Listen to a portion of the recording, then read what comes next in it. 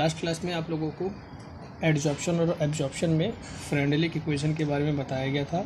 आज जो हम लोगों को पढ़ना है इसी का नेक्स्ट और लास्ट टॉपिक है लैंगम्यूर एडजॉर्प्शन आइसोथर्म। लैंगम्यूर भी हमारे एक साइंटिस्ट थे, इन्होंने हमारा एडजॉर्प्शन के लिए क्या पॉइंट दिया था। तो पहले हम लोग पॉइंट देख लेते हैं क्या पॉइंट था।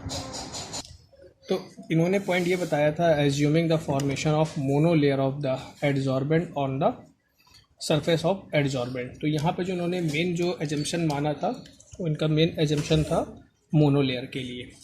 ठीक है, तो इन्होंने पॉइंट क्या बताया था, जैसे हम लोगों को पता है कि जो एडजॉर्बेंट है, एडजॉर्बेंट पर आकर के बैठता है। ठीक है, तो मान लिया कि ये हमारा जो एक सरफेस है, ये हमारी सरफेस कौन सी है, एडजॉर्बेंट की है, एडजॉर्बेंट की है। अब एडजॉर्बेंट पे जो ये हैं हमारे कुछ गैस पार्टिकल्स, ये हैं हमारे गैस पार्टिकल जो इस पर एडजॉर्ब करेंगे। ये हमारा हो गया एडजॉर्बेंट, ये हमारे एडजॉर्बेंट है। तो ये एडजॉर्ब जहाँ करेंगे तो यहाँ पे कुछ साइट्स होंगी जहाँ पर ये क्या करेंगे, एडजॉर्ब करेंगे। कुछ साइट्स होंगी जहाँ पर ये क्या करेंगे, एडजॉर्ब करेंगे। अब ये जो पार्टिकल्स हैं ये आकर के कहाँ, इस तरह से इस साइट्स में आकर के बैठेंगे। इसी तरह से तो ये एडजॉर्प्शन होगा। जो एडजॉर्बेंट होता है उसमें कुछ साइट्स होती हैं। ठीक है, इस साइट्स में आकर के क्या होता है, जो गैस के पार्टिकल या एडजॉर्बेंट जो होते हैं वो आकर के इसको कवर करते हैं। ठीक है, एक चीज़ और, जब ये प्रोसेस होती है तो इसमें जो एडजॉर्प्शन होता है, एडजॉर्प्शन होता है, और एक बताया था डिजॉर्प्शन होता है, डिजॉर्प्शन। ये दोनों साथ साथ होता है, एडजॉर्प्शन और डिजॉर्प्शन दोनों साथ में होता है। ठीक है, तो यहाँ पर हम मान लेते हैं, लैंगम्यूर ने माना कि यहाँ पर हमारा जो साइट है, साइट ऑफ एडजॉर्प्शन है, ये n साइट्स हैं। यहाँ पर जो टोटल साइट है, टोटल साइट्स कितनी है, n साइट्स यहाँ पर एडजॉर्प्शन की पॉसिबल है। ठीक है, मीन्स ये जो साइट्स हैं ये कितनी मान ली, यहाँ पे n साइट्स हैं। ठीक है, तो होगा क्या, अब अगर माना जाए कि ये जो गैस के पार्टिकल हैं ये इसके ऊपर एडजॉर्ब कैसे होंगे, तो एक तरीका ये था कि अगर इन पर ज़्यादा से ज़्यादा प्रेशर लगाया जाए, जो ये गैस पार्टिकल है अगर इस पर ज़्यादा से ज़्यादा प्रेशर लगाया जाए तो ये क्या होंगे, इसके ऊपर आकर के एडजॉर्ब हो जाएंगे। तो यहाँ पर हम एक पॉइंट लिख सकते हैं, क्या, रेट ऑफ एडजॉर्प्शन, इसको हम शॉर्ट फॉर्म में लिख रहे हैं ROA, इज डायरेक्टली प्रोपोर्शनल क्या हो जाएगा, प्रेशर के। मान लीजिए ये जो गैस है इनको हम A से दिखला रहे हैं, जो प्रेशर लगेगा वो PA लगेगा, क्योंकि गैस का ही प्रेशर लगेगा ना, गैस को हमने A मान लिया है, डायरेक्टली प्रोपोर्शनल हो जाएगा PA। ठीक है, तो एक पॉइंट तो हमारा ये निकल के आया कि जो एडजॉर्प्शन है उसका मेन कारण क्या है, कि जितना ज़्यादा ज़्यादा इन गैस के पार्टिकल्स पे प्रेशर लगेगा उतना ही ये हमारा क्या होगा, इसमें जाके एडजॉर्ब होगा। ठीक है, दूसरा पॉइंट हमारा क्या इसमें बनेगा कि रेट ऑफ, अब इसी को हम शॉर्ट फॉर्म में लिख रहे हैं, रेट ऑफ एडजॉर्प्शन जो होगा वो किस में एडजॉर्ब हो रहा है, जो ये साइट्स हैं इन्हीं में तो साइट्स में एडजॉर्ब हो रहा है। अब जैसे ये सारी साइट्स भरी हुई हैं, जो साइट खाली हैं अब आगे के पार्टिकल उन्हीं में तो एडजॉर्ब होंगे। तो rate of adsorption directly proportional होता है अवेलेबल साइट्स पर, अवेलेबल साइट्स पर। ठीक है, जितनी अवेलेबल साइट्स होंगी, जितनी अवेलेबल साइट्स होंगी उसी में तो ये गैस पार्टिकल आकर के एडजॉर्ब होंगे। ठीक है, तो ये दो पॉइंट आप लोगों को समझ में आए। पहला कारण ये है, अगर इसे प्रेशर लगाया जाए, जब प्रेशर लगाया जाएगा तभी ये क्या करेंगे, इसमें जितना ज़्यादा प्रेशर लगाया जाएगा उतनी जल्दी इसके ऊपर एडजॉर्ब होंगे। और दूसरी चीज़, एडजॉर्ब तभी होंगे, प्रेशर लगाने पर एडजॉर्ब तभी होंगे जितनी इसमें अवेलेबल साइट्स होंगी। जो अवेलेबल साइट्स होंगी इसी में ये पार्टिकल्स आकर के इसमें कवर करेंगे। ठीक है, तो अब हम यहाँ पर देखते हैं जो अवेलेबल साइट्स होती हैं ये कितनी होंगी। जो अवेलेबल साइट्स होंगी वो होंगी कितनी, तो यहाँ पे हम एक नया टर्म यूज़ करने जा रहे हैं, जिसे कहेंगे हम थीटा। ठीक है, अब थीटा जो होगा वो होगा क्या, थीटा जो होगा वो होगा total site, total sites upon, और ऊपर क्या होगा, साइट्स ऑक्युपाइड, जितनी साइट ऑक्युपाइड की जा रही है। तो यहाँ से ये हमारा थीटा जो होगा, ये न्यू टर्म है, थीटा क्या होगा, टोटल साइट्स और साइड ऑक्युपाइड। अगर इसको हम देखें तो एक तरह से ये जो होगा वो हमारा फ्रेंडेलिक इक्वेशन जो बताया था उसी के इक्वल होगा, x अपॉन m। याद करो बताया था जो गैस के पार्टिकल्स हैं वो जाकर के इसमें मास पर क्या होते थे, जो सब्सटेंस होता था उसका मास लेते थे, एब्जॉर्बेंट का मास लेते थे, गैस के पार्टिकल इस पर एब्जॉर्ब होते थे। तो वही चीज़ है कि जो टोटल साइड है उसमें से कितनी साइड एब्जॉर्ब हो गई। ठीक है, तो यहाँ पर हम अगर इसको लिखना चाहें तो लिख सकते हैं theta is equal to sites occupied upon total side को हमने किससे दिखलाया है, टोटल साइड को हमने n से दिखलाया है, टोटल साइड हमारी कितनी है n। ठीक है, तो यहां से हम निकाल सकते हैं sites occupied is equal to theta n, ये लिख सकते हैं। जो साइट ऑक्युपाई हो रही है वो कितनी हो रही हैं, कितनी भर रही हैं, थीटा n। ठीक है, तो अब हम यहाँ पर ये जो अवेलेबल साइट है, अवेलेबल साइट्स क्या हो जाएंगी यहाँ पर हमारा, तो अवेलेबल साइट्स के लिए हम कैसे निकालें, अवेलेबल साइट्स होंगी क्या, तो अवेलेबल साइट्स के लिए देखो जो टोटल साइड है यहाँ पर अगर हम लिखें available sites is equal to, available sites हमको कैसे पता चलेगी, जो अवेलेबल साइट्स हैं, टोटल साइट्स हमारी कितनी है n, टोटल साइट थी हमारी n, ऑक्युपाई कितनी हो गई, मीन्स भर कितनी गई हैं, भर कितनी गई हैं थीटा n, तो बची कितनी, माइनस कर देंगे। देखो n जो थी वो टोटल साइट थी, भर गई हैं इतनी, तो अवेलेबल साइट जो बची हुई साइट कितनी होंगी n माइनस थीटा n ही तो होगा। तो यहाँ पर हमारा जो रेट ऑफ एड्जॉर्प्शन होगा वो इन्हीं अवेलेबल साइट में होगा। तो हम यहाँ पर इसी फॉर्मूले को यहाँ पर क्या लिख सकते हैं, rate of adsorption directly proportional क्या हो जाएगा, डायरेक्टली प्रोपोर्शनल हो जाएगा n माइनस थीटा n हो जाएगा। इसी को हम क्या लिख सकते हैं, rate of adsorption directly proportional 1 minus theta n, 1 minus theta n को हमने क्या ले लिया, कॉमन ले लिया। ठीक है, तो ये हमारा पॉइंट यहाँ पे निकल गया। अवेलेबल साइट्स हमारी समझ में आया। अवेलेबल साइट देखो टोटल जो साइट थी वो थी n, ठीक है, ऑक्युपाई साइट कितनी है थीटा n। तो जब हम टोटल साइट में से ऑक्युपाई साइट को हम लेस कर देंगे तो हमारा क्या बचेगी, अवेलेबल साइट बचेंगी, शेष बची साइट बचेंगी। ठीक है, तो यहाँ पर हमको ये पता चला कि रेट ऑफ एड्जॉर्प्शन जो होता है वो किस पे डिपेंड कर रहा है, रेट ऑफ एड्जॉर्प्शन जो है वो पहला पॉइंट प्रेशर पे डिपेंड कर रहा है। ठीक है, और दूसरा पॉइंट किस पर डिपेंड कर रहा है, जो अवेलेबल साइट्स हैं इस पे डिपेंड कर रहा है। ये हो गई इक्वेशन थर्ड। इसी पॉइंट को हम ऐसे लिख सकते थे, यहाँ पर कैसे लिख सकते हैं, इसको लिख सकते हैं rate of adsorption directly proportional PA, pressure पर, इंटू n 1 माइनस थीटा लिख सकते हैं।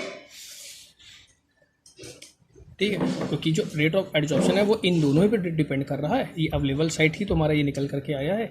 ये हो गई हमारी इक्वेशन थर्ड। अब हम जैसे हमको पता है कि प्रोपोर्शनल का साइन हटाएंगे तो प्रोपोर्शनल का साइन हटाने पर कोई एक कांस्टेंट आता है, तो यहाँ पर क्या हो जाएगा, rate of adsorption is equal to KA। जो KA हो जाएगा ये हो जाएगा हमारा adsorption constant into PA into n 1 minus theta. ठीक है, यही इक्वेशन हमारी कौन सी इक्वेशन है, थर्ड। तो ये तो हमने पॉइंट देख लिया, किसके लिए देख लिया, ये हमने पॉइंट देख लिया रेट ऑफ एड्जॉर्प्शन के लिए। जैसे हमने बताया था कि अगर एड्जॉर्प्शन हो रहा है तो उसी के साथ साथ उसका डिजॉर्प्शन भी होगा, अगर एड्जॉर्प्शन हो रहा है तो उसका डिजॉर्प्शन भी होगा। तो जैसे एड्जॉर्प्शन में ये KA है तो डिजॉर्प्शन में इसको हम KB मान लें या KD मान लें। ठीक है, तो रेट ऑफ डिजॉर्प्शन हमारा क्या हो जाएगा, अब यहाँ पर अगर हम लिखें rate of desorption, D for desorption. तो ये किसके डायरेक्टली प्रोपोर्शनल होगा? तो सिंपल सी चीज़, डिजॉर्प्शन का मतलब क्या होता है कि ये जो पार्टिकल्स आए हैं इनको बाहर निकाला जाए, ठीक है। तो जो एम्प्टी स्पेस है उसमें से तो कोई चीज़ बाहर निकलेगी नहीं, जो अवेलेबल साइट्स हैं उसमें कुछ है ही नहीं, तो बाहर कहाँ से निकलेगा? तो रेट ऑफ डिजॉर्प्शन जो होगी वो किस पे डिपेंड करेगी? जो साइट हमारी फुल फिल्ड है, जो साइट हमारी भरी हुई है, या कह सकते हैं जो साइड हमारी क्या है, ऑक्यूपाई है, जो ऑक्यूपाइड साइड है इस पे डिपेंड करेगा। बात समझ में आ रही है नहीं? डिजॉर्प्शन का मतलब होता है निकालना। अगर मान लो कि तुमको भेजा जाए कि तुमको किसी घर से कुछ लोगों को निकालना है, तो हम उसमें देखेंगे कौन कौन से घर भरे हुए, जो खाली हैं उसमें से किसी को थोड़ी ना निकालेंगे, जो घर भरे हुए उसी में से निकालना चालू करेंगे। तो वही चीज़ है, डिजॉर्प्शन जो होगा जो ऑक्यूपाइड साइड है, जो भरी हुई साइड है उस पर डिपेंड करेगा। तो यहाँ पर रेट ऑफ डिजॉर्प्शन किसके इक्वल हो जाएगा? एन थीटा के, क्योंकि यही हमारी ऑक्यूपाइड साइड है। ऑक्यूपाइड साइड मतलब जो भर चुकी हैं, ठीक है। तो जब इसको ओपन करेंगे तो rate of desorption is equal to क्या हो जाएगा? इसमें क्या लिया है? के बी एन थीटा। तो यहाँ पर हम लोग ये देख रहे हैं रेट ऑफ एडजॉर्प्शन है वो किस पे डिपेंड कर रहा है? प्रेशर, ठीक है, और अवेलेबल साइट्स पर, ठीक है। जबकि रेट ऑफ डिजॉर्प्शन हमारा किस पे डिपेंड कर रहा है? किस पर डिपेंड कर रहा है? अवेलेबल साइट पर, क्योंकि जो साइट्स भरी हुई हैं उसी में से तो चीज़ों को हम बाहर निकालेंगे, ठीक है। ठीक है, तो ये हमारा जो हो गया रेट ऑफ एडजॉर्प्शन और रेट ऑफ डिजॉर्प्शन। एक कंडीशन ऐसी आएगी कि जिसमें रेट ऑफ एडजॉर्प्शन और रेट ऑफ डिजॉर्प्शन दोनों इक्वल हो जाएगा, उसे कहते हैं इक्विलिब्रियम स्टेट, ठीक है। तो उस कंडीशन में क्या आएगा? अब जरा इसका मैथमेटिकल इक्वेशन देख लें, ठीक है। तो एक कंडीशन ऐसी आएगी, इसको हम सामने रख रहे हैं, एक कंडीशन ऐसी आएगी कि जिसमें एट इक्विलिब्रियम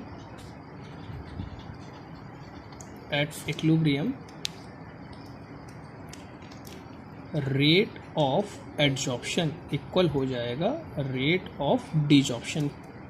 तो रेट ऑफ एडजॉर्प्शन हमारा क्या आया है? रेट ऑफ एडजॉर्प्शन हमारा ये है और रेट ऑफ डिजॉर्प्शन हमारा क्या है? ये है। अगर इन दोनों को इक्वल कर दे तो इक्वल करने पर क्या आएगा? ये K A P A N 1 minus theta is equal to K B N theta, यही आएगा, ठीक है। हमने क्या किया, इस एन और एन को हमने क्या कर दिया? कैंसिल कर दिया, और इस के बी को इधर ले आए, तो यहाँ पे हमारा हो जाएगा के A upon K B. P ए है, इसको पी ए ही रहने दिया, ठीक है। और यहाँ पे हमारा क्या बच रहा है? 1 minus theta is equal to K B तो इधर चला गया, यहाँ पे क्या बचा? थीटा। इस थीटा को हम इधर ले आए, मल्टीप्लाई में इधर आकर डिवाइड में हो जाएगा, तो ये हो जाएगा के ए, ये हो जाएगा हमारा K A upon K B P A is equal to theta upon 1 minus theta, हो जाएगा, ठीक है। अब जैसे ये हमारे दो अलग अलग कांस्टेंट है, तो हम इसको क्या करते हैं? एक होल कांस्टेंट मान लेते हैं। इस के ए और के बी को हमने होल कांस्टेंट मान लिया के। यहाँ पे हमारा क्या बचा? P A is equal to theta 1 minus theta, क्योंकि हमको इसमें थीटा निकालना है। तो थीटा निकालने के लिए क्या करें? हम इसको पलट दें। जब इसको पलटेंगे तो ये भी पलट जाएगा, तो यहाँ पे हमारा ये इसको इधर उधर करके लिख सकते हैं 1 माइनस थीटा, बस इसको रेसिप्रोकल कर रहे हैं, upon theta is equal to यहाँ पे क्या हो जाएगा? 1 अपॉन के पी ए हो जाएगा। इसको ओपन करेंगे तो ये बचेगा 1 upon theta minus 1 is equal to 1 upon K P A, ठीक है। अब हम क्या करें? इस जो 1 है अगर इस तरफ भेज दे तो ये हमारा क्या हो जाएगा? प्लस में हो जाएगा, तो ये बचेगा 1 upon theta is equal to 1 upon K P A plus 1, ठीक। एलसीएम लेकर के इसको सॉल्व करें, तो जब एलसीएम लेकर के इसको सॉल्व करेंगे तो इक्वेशन क्या आ जाएगी हमारी? इस साइड लिख रहे हैं, तो ये हो जाएगा हमारा 1 upon theta is equal to 1 plus K P A upon K P A. इसको हमने एलसीएम लेके सॉल्व किया है, ठीक है। तो यहाँ पर इसको लिख सकते हैं अब यहाँ से हम इसको ओनली थीटा अगर फाइंड कर लें, इसको जैसे यहाँ रेसिप्रोकल किया था वहाँ इसको भी रेसिप्रोकल कर लें, तो थीटा इज इक्वल टू हो जाएगा के P A upon 1 plus K P ए। ये हमारी क्या हो गई, इक्वेशन हो गई। ठीक है, ये हमारी क्या हो गई, यही हमारी क्या है, लैंगम्यूर आइसोथर्म इक्वेशन है। ठीक है, यहाँ पर जो के है वो गैस के नेचर पर, जो के जो है वो हमारा किस पे डिपेंड कर रहा है, गैस के नेचर पर, गैस के नेचर और प्लस एडजॉर्बेंट और एडजॉर्बेंट पर भी डिपेंड कर रहा है। ठीक है, तो ये हमारी क्या हुई है कि हमारी क्या हुई, लैंगम्यूर इक्वेशन।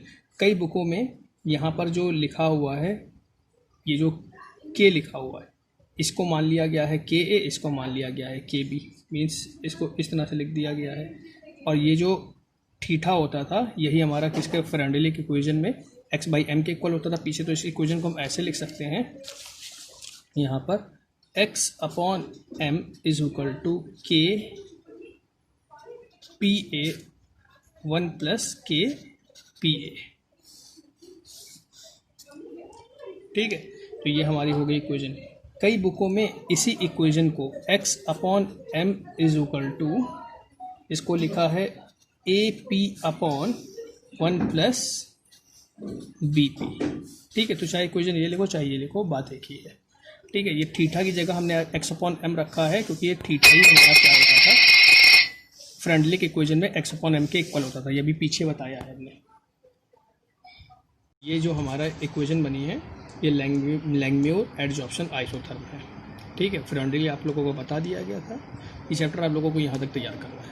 अगर इसमें कोई प्रॉब्लम होती है तो आप लोग हमसे, इसमें अगर कोई भी दिक्कत होती है, कुछ भी प्रॉब्लम होती है तो आप हमको कमेंट करके या मैसेज करके इसके बारे में पूछ सकते हैं। इक्वेशन इंपॉर्टेंट है, कई बार ऑब्जेक्टिव में इक्वेशन पूछ ली जाती है।